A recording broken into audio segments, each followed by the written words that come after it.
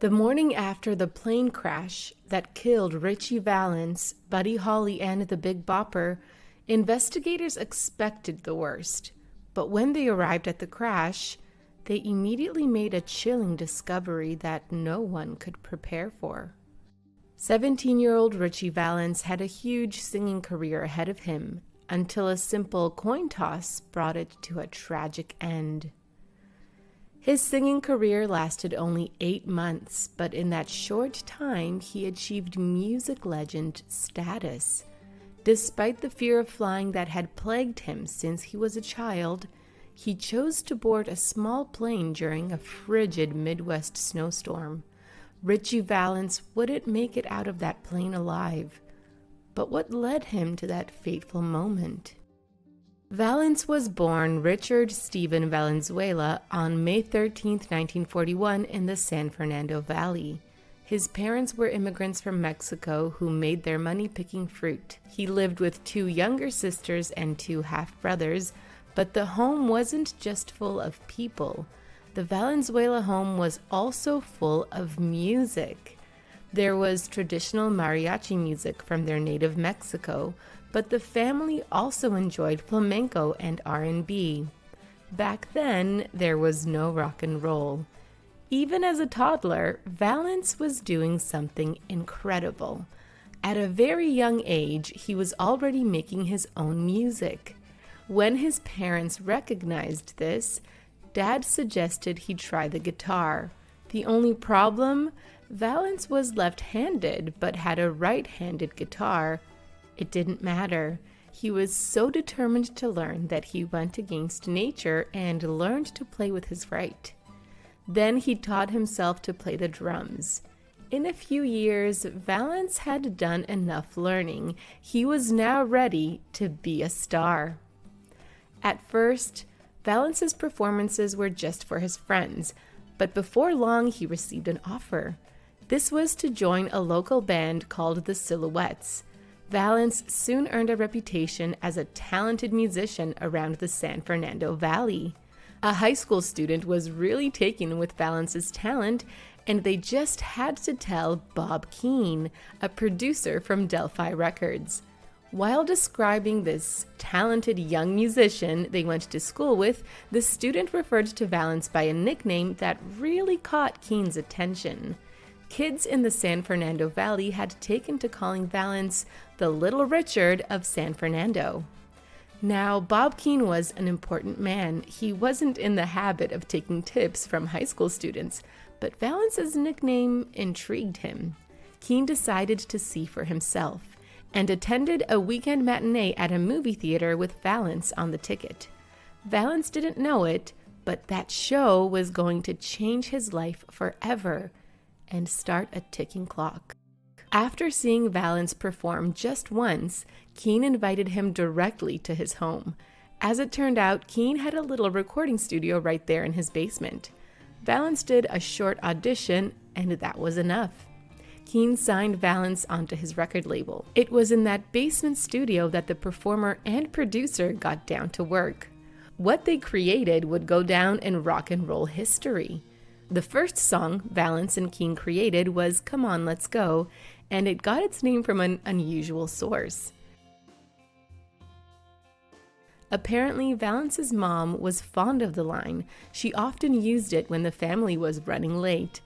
Valens used his mother's words to pay a little tribute to her. Valens and Keane were very happy with Come On, Let's Go, and Keane wasn't going to waste any time releasing it. But first, he had one problem to clear up. It was his new star's name. At this time, Valens was still going by Richard Valenzuela, which the producer felt was too Hispanic for an American audience. Valens understood why he had to change his last name, but Keane even had a problem with his first name. According to Keane, there were too many other Richards in the music industry, Little Richard being one of them, and he wanted Valens to seem fresh. From this came Ritchie Valens, and a star was about to be born. Just days after Valens and Keane recorded Come On, Let's Go, they released it to the public. The song was an instant hit. Valens now needed to come up with material for a song that was personal, so he took inspiration from his own life. Valens started dating a girl named Donna when he was 16. The two were high school sweethearts and everyone thought they were a power couple. Sadly, their relationship wasn't so simple. It wasn't a problem with her, it was her father. There was something about Valens that he didn't like. Donna's father had a problem with Valens's background. What he didn't understand was that Donna had chosen Valens as a boyfriend because he was such a good guy. Valens didn't drink or swear, and Dad, if he'd given him a chance, probably would have loved Ritchie. Sadly, Ritchie just couldn't catch a break with Donna's father, but that only made his daughter want Valens even more. Donna was a headstrong young woman. She wasn't afraid of her father, so she ignored her father's wishes and dated Ritchie anyway, only she made him keep it a secret. Valens obviously wasn't happy with the situation, but it did help him write a hit song. Donna probably thought she had a normal boyfriend, but he was about to show her how special he really was. Valens wrote the hit song Donna about his sweetheart, but before he let the public hear it, he wanted the real Donna to have a listen. He called her on the phone and gave her a very private sneak preview of the song. She later admitted that the song made her cry. What she didn't understand was that this wasn't a song just for her. At the time, she had no idea that Valens was recording Donna and making plans to release it to the world. Neither of them had any idea the effect this song would have. Now that he had a great personal song, Valens needed a song for the B-side of his record. Valens had been toying with the idea of a rock and roll version of a traditional Mexican song he knew from his childhood, La Bamba. He was nervous about releasing it, though, for fear that he might offend his Mexican fans. Of course, the Mexican song that Valens wanted to record had Spanish lyrics. The thing was, Valens didn't speak any Spanish. But drawing on his family, Valens got his mother's relatives to teach him the words he needed to know to record the song. So now Donna had La Bamba as a B-side. Next, Valens and Keane had to wait and see if America would accept a rock and roll song that wasn't in English. Neither of them expected what happened next. The disc with Donna on one side and La Bamba on the other went on to sell more than 1 million copies. Ritchie Valens was quickly becoming a rock and roll star. Valens was also becoming more and more sure that his future was in music, so he made a huge decision. He quit high school. This decision would also have a very significant effect on his personal life. When he walked away from his education, Valens was also walking away from his girlfriend Donna. Valens's plan was to marry Donna one day, but first he had to pursue his dream of becoming a rock superstar. Valens may have had a few hit songs on the radio, but he still had to show America that he could do a live performance. One of Valens's first performances was on Dick Clark's American Bandstand. On the show, Valens performed Come On Let's Go and earned a huge legion of fans. Clearly, Valens was now in the big leagues, but his next performance would bring him closer to home. A high school just outside Los Angeles somehow managed to lure both Valens and singing star Sam Cooke to their event, which they called the Teen Canteen Fundraiser. While the show itself didn't go down in history, there was something very eerie about it. In a short time span, both performers would lose their lives in unnatural circumstances. Ritchie Valens would die in an infamous plane crash, and Sam Cooke would die under suspicious circumstances several years later in a Los Angeles motel. In 1959, Valens's manager booked him onto something called the Winter Dance Party Tour, which would be a 24-day tour of the American Midwest. The 17-year-old Valens was so sure that the tour would be a success that he decided to buy a house, depositing a $1,000 down payment before he left for the tour. But Valens would soon realize that there were two things very wrong with this tour. The first problem with the tour was with its geography. You see, the person responsible for booking the cities didn't seem to own a map and managed to book the cities so far apart that it meant driving for hours in between gigs. The second problem was something even worse. It also happened to be one of the coldest winters in many years. So now we have a busload of popular musicians crisscrossing the Midwest for hours on end in extremely cold temperatures. While this may not be exactly a recipe for disaster, a disaster is what happened. Buddy Holly was probably the biggest star on the tour, and he found the cold temperatures and long bus rides unbearable. Partway through the tour, a fed-up Holly booked a private plane to get to their next gig, but there was only room for 3 passengers on board. Holly handpicked the tour members he'd take on the plane, which meant Valens, the kid on the tour, would be stuck once again sitting on a frozen bus. Most likely, Valens was secretly relieved. You see, he had a very valid reason for staying away from planes. Back in 1957, Valens had to miss a school day at his junior high school, but this absence may have saved his life. That same day, a plane crashed into the school and 8 people lost their lives, while 75 more sustained injuries. Then, just a few months later, another plane crashed near Valens's home. This one landed on a house and everyone on board perished. This created in Valens an intense fear of flying, which makes what happened next all the more tragic. Buddy Holly planned to board the small plane with 2 members of his band after their concert in Clear Lake, Iowa. The show was a hit, and Valens, maybe still riding high from a great concert, did something out of character. He asked one of the guys for his seat on the plane. They let a coin toss decide their fate, and Valens won. It was 1:30 in the morning when Valens, Holly, and J.P. Richardson, aka the Big Bopper, reached the snowy airport. When they got in the small plane, there in the pilot's seat was 21-year-old Roger Peterson.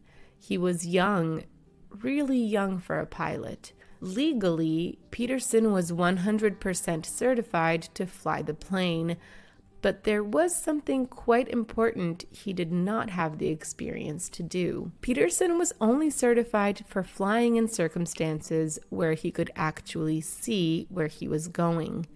The flight with Valens was in the dark and with heavy snowfall. With these conditions, Peterson would have to rely solely on his controls. Unbeknownst to Valens, 9 months before this day, Peterson had failed a practical exam for doing this very thing. So there was Valens, terrified of flying and about to fly with an inexperienced pilot in bad weather and in almost complete darkness. The plane carrying Valens, Holly, and Richardson tragically crashed not long after takeoff. Later, they said it was due to bad weather and pilot error. The next morning, at around 9 a.m., authorities found the plane, which had come to rest on a barbed wire fence and smashed into the shape of a ball. The pilot's body was still in his seat, but not everyone was there. Strangely, there was no sign of Valens, Holly, or Richardson. The plane's impact with the ground threw the musicians clear out of the wreckage. In the hours before they found the plane, the 3 bodies had frozen solid.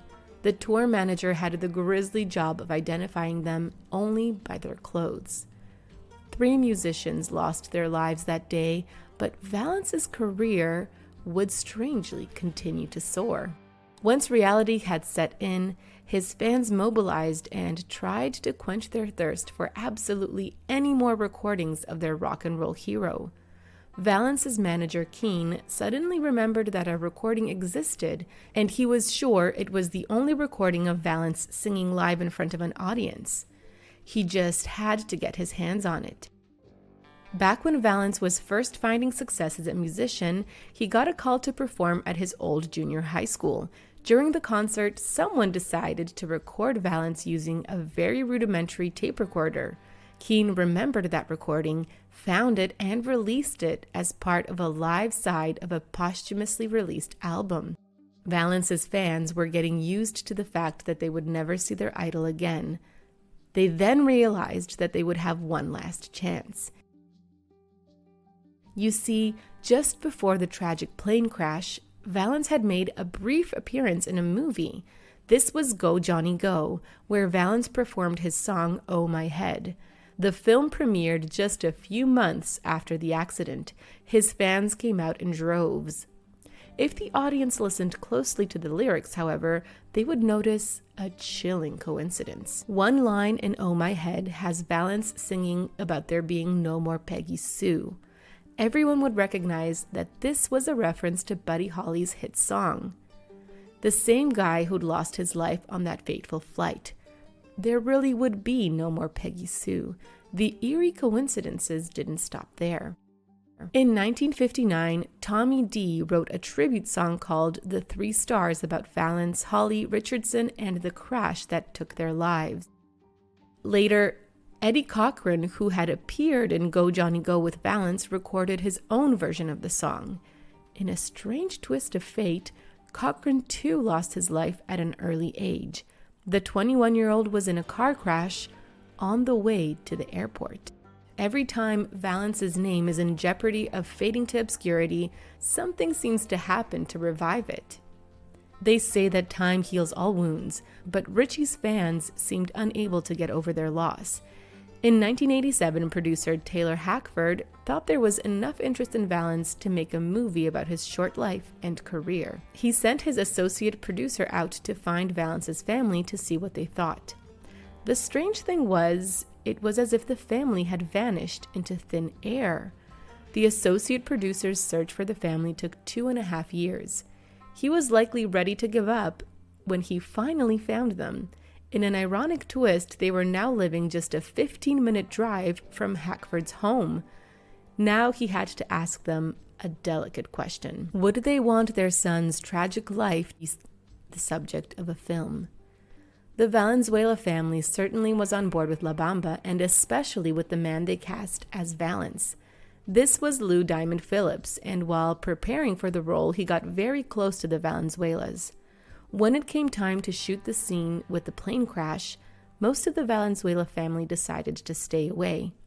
Valens's sister did attend the filming that day and found it very emotional. When Phillips had to get on the plane, she begged him not to get on. She was sure it would crash. Clearly, the Valenzuela family needed closure. Well, they were about to get it. Of course, Valens's loved ones suffered an incredible loss, and the families of Holly and Richardson as well. The three families did not meet until an event in 1988 brought them all together. They erected a memorial statue that commemorated the tragic accident. Here, the families of all three entertainers and also the pilot's family met for the first time. Don McLean's song American Pie cemented the line "The day the music died" into our popular culture forever. McLean saw something in this terrible tragedy and wanted to make some sense of it. In 1990, Valens received a star on the Hollywood Walk of Fame. Then in 1993, the Postal Service came out with his image on a stamp. Supporters of the three who passed on that tragic flight headed to the Surf Ballroom in Clear Lake, Iowa. Instead of a sad memorial, they decided to do a concert. This soon became an annual event, and in 2009, they reached a milestone. They did a special show on the 50th anniversary of the night we lost Valens, Holly, and Richardson. In Valens's short time in the spotlight, he had done something few musicians have accomplished. With Donna and La Bamba, he had that very rare two-sided hit. Though his career was short-lived, Valens was a part of the beginning of rock and roll in America, and his songs can still be heard all over the globe today. Thanks for watching. I hope you enjoyed this video. Please like and subscribe.